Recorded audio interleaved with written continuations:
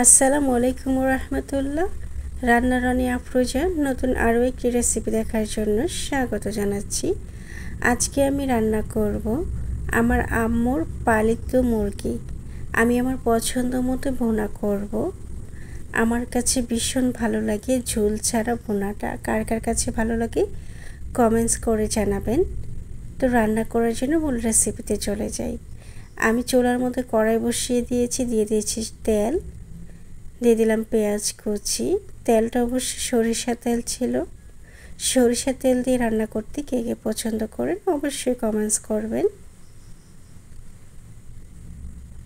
আমি খুব ভালোভাবে ভেজে নেব পেঁয়াজ কুচিগুলা। খানিকটা ভাজা হয়ে গেলে আমি দিয়ে দেব 1.5 চামচ পরিমাণ আদা বাটা,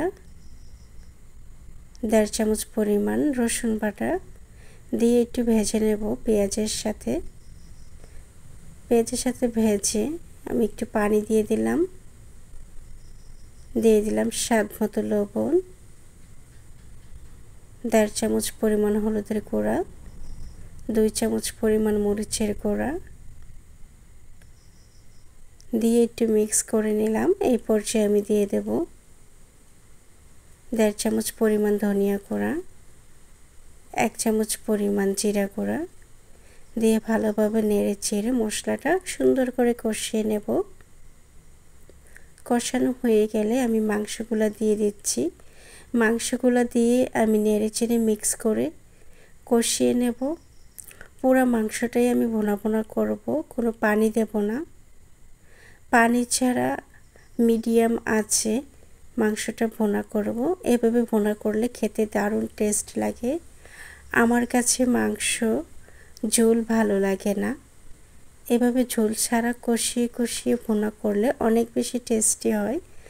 যারা খেয়েছেন তারা জানেন, আর যারা খান নাই তারা একবার টেস্ট করে দেখবেন, অনেক মজা হয় এভাবে রান্না করলে। আমি মাঝারি সাইজের 2টি আলু দিয়েছি, একটু ভেজে নিয়েছিলাম আলুগুলা। আলু দেওয়ার ইচ্ছা ছিল না, তবে আমার বেবিরা খাবে বলে আলুটা দিয়েছি। ভুনা মাংসের মধ্যে আলু না দিলেই বেটার হয়।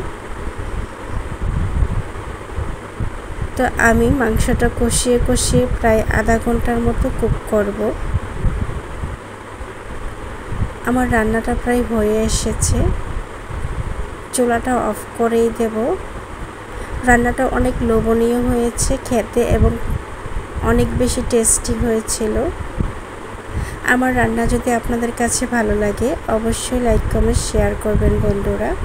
বরাবরের মতো সবসময় আমি সহজ এবং সিম্পল করে রান্না করে দেখাই।